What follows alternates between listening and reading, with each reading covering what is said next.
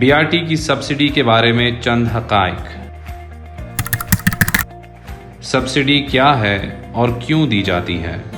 عوام سے ٹیکس کی مد میں لیے جانے والا پیسہ حکومت عوام کو ہی مختلف سہولیات دینے پر خرچ کرتی ہے، جیسا کہ تعلیم یعنی سرکاری اسکول، صحت یعنی سرکاری ہسپتال، سرکاری ٹرانسپورٹ اور سیکیورٹی یعنی پولیس اور دیگر سیکیورٹی ادارے وغیرہ۔ فلاح عامہ کے ایسے اداروں کا مقصد منافع کمانا نہیں ہوتا، بلکہ عوام کو مفت یا کم سے کم پیسوں میں معیاری سہولیات فراہم کرنا ہوتا ہے۔ یہی وجہ ہے کہ ایسے اداروں کو چلانے کے لیے حکومتی امداد کی ضرورت پڑتی ہے، جسے سبسڈی کہا جاتا ہے۔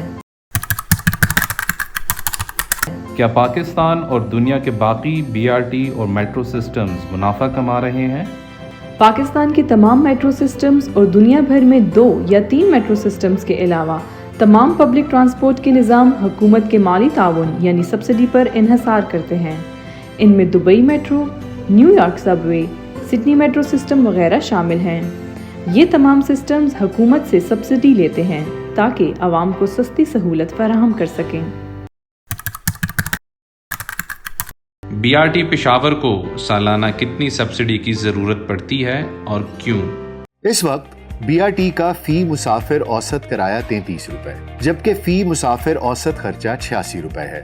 اس فرق کو پورا کرنے کے لیے حکومت سے 53 روپے فی مسافر سبسڈی لی جاتی ہے۔ کل اخراجات کا صرف 3% انتظامی امور پر صرف ہوتا ہے، جبکہ باقی 97% آپریشنز اور سروسز کی فراہمی پر خرچ کیا جاتا ہے۔ اس 97% میں سے 65% 244 بسوں کے روزانہ آپریشنز اور مینٹیننس جیسے صفائی، دھلائی اور مرمت پر خرچ ہوتا ہے۔ 25% BRT intelligent transport system ITS اور اسٹیشن مینجمنٹ پر صرف ہوتا ہے، جس میں اسٹیشنز کے روزانہ کے آپریشنز، کرائے کا نظام، بسوں پر کرایہ وصول کرنے کی مشینیں، CCTV system, control centres, security, صفائی اور مینٹیننس شامل ہیں، جبکہ 10% برقی زینوں، لفٹس، پلیٹ فارم کے دروازوں، اسٹریٹ لائٹس اور جنریٹرز جیسی سہولیات پر خرچ کیا جاتا ہے۔ دوسری طرف شہریوں کا مطالبہ ہے کہ نہ صرف بسوں کی تعداد بڑھائی جائے بلکہ پورے شہر میں BRT سروس مہیا کی جائے، جس کے لیے کم از کم 1000 بسیں درکار ہوں گی۔ موجودہ 244 بسیں 3 لاکھ سے زائد مسافروں کو روزانہ سفری سہولت فراہم کر رہی ہیں، جبکہ 1000 بسوں سے 10 لاکھ مسافروں کو سفری سہولت فراہم کی جا سکتی ہے۔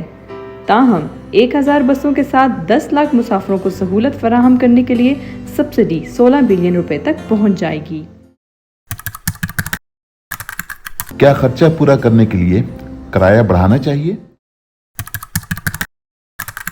یا پھر سبسڈی کے ذریعے عوام ہی کے ٹیکس کے پیسوں سے عوام کو سہولت فراہم کر دینی چاہیے؟